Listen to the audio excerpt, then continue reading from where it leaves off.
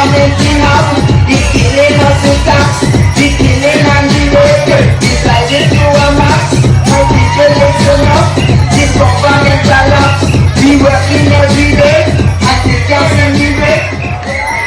Yes, my dear people. Comrades, God is on our side. God is on our side. And we are going to win the next general elections. Labour is going to win the next general elections. So when they talk about victimization, they will not be in government to victimize you.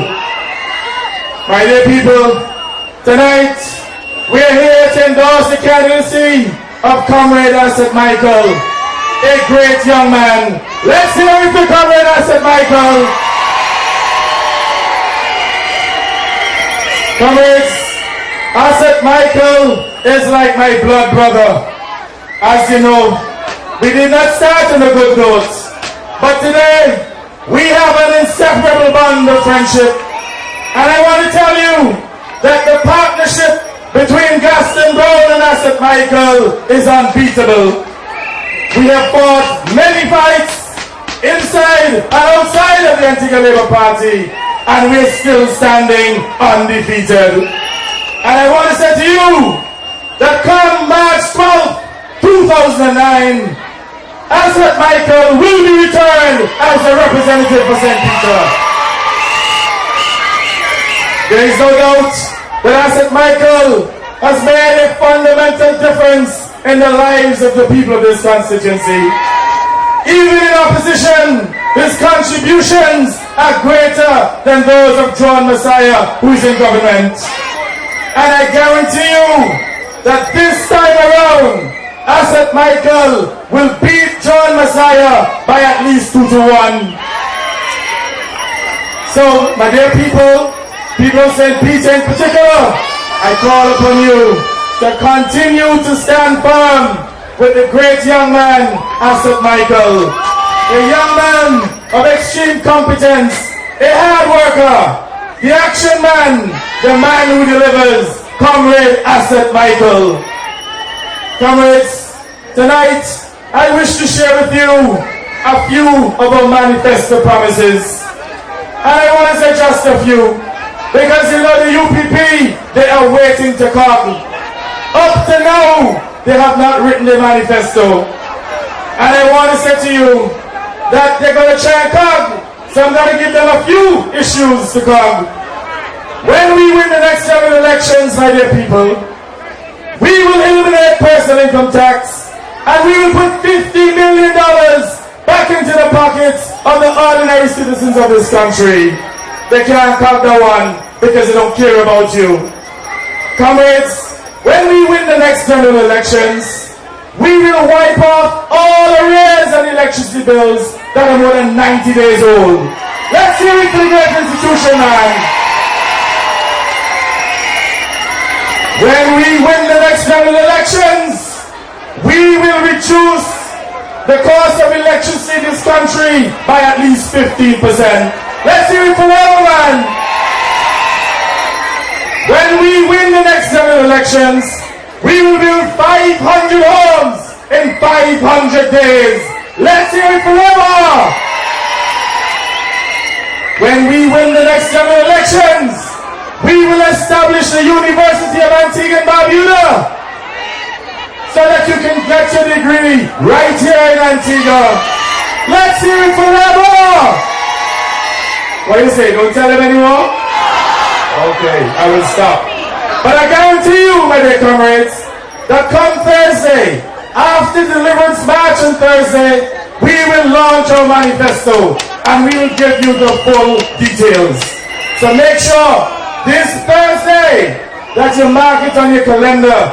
And it is very important, my dear comrades, for you to come out in your numbers at Thursday's march. Because Thursday's march is a deliverance march. A deliverance march to deliver the people of this country from high taxes, high cost of living, unprecedented levels of crime and violence in this country. My dear people, the next general elections will be a very important event. And I want to say to you that you cannot afford to take anything for granted. You have to make sure that the next general elections that you vote wisely. You have to make sure that you vote for the institution that has the competence and the commitment to restore peace and prosperity to our beautiful Twin Island state. And I say to you tonight, that is the Antigua Labour Party that has the competence, that proven track record to deliver good value to the people of this country. It is the Antigua Labour Party that has the commitment and the competence to restore peace and prosperity to all Antiguans and Barbudans. So I want you to understand that when you mark your X for candidate of the Antigua Labour Party, you'll be doing so in your own interest, and certainly in your children's interest and in our country's interest. So do not become involved in the rhetoric, the lies and deception of the UPP. The reality is, they duped the people of this country in 2004. They betrayed the trust of the people of this country, and we cannot allow them to dupe the people again. They fooled you once. You cannot allow the members of the UPP to fool you twice. We have a recent situation in which we went to Parliament a few days ago, in which the UPP has sought to score cheap political points on a national strategy. That is this Sir Alan Stanford issue, in which they went and they acquired 250 acres of land, but they have not told the people of this country the implications of that decision. And let me make it abundantly clear that when we win the next general elections, we will make sure that all stakeholders in the Stanford assets, all Antiguans and Barbudans who are stakeholders, the employees at Stanford, group of companies, suppliers, and other stakeholders, that their interests are protected. And I say to you tonight, we will do so without prejudicing the position of this country. And what the UPP has done, they have converted fixed assets totaling in the region of 500 million, perhaps as much as $1 billion, into a receivable which the government of Antigua and Barbuda will be called upon to pay. And out of that $500 million, and that is the minimum figure, out of that $500 million, only about $10 million will go to the people of this country.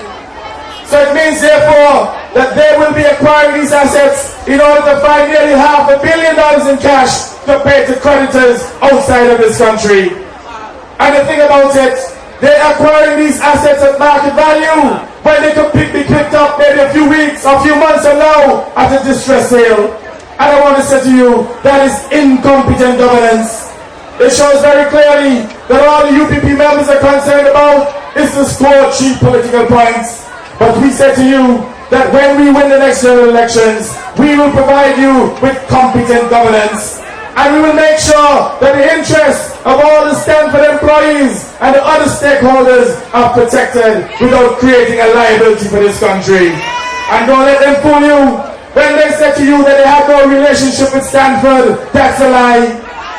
The reality is, since we lost the elections in 2004, the UPP, they have actually embraced Stanford.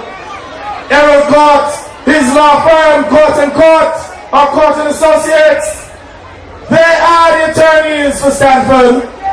And my dear people, every single year for the last 5 years, Court and Associates collected $800,000 a year for the last 5 years in this country from R. Allen Stanford as retainer fees.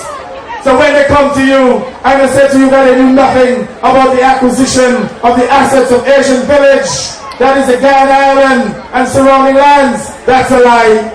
Because at the end of the day, it is Errol Court who advised Stanford to purchase the shares of that company, with the understanding that if they win the next general elections, that they would have given him the green light to develop that property.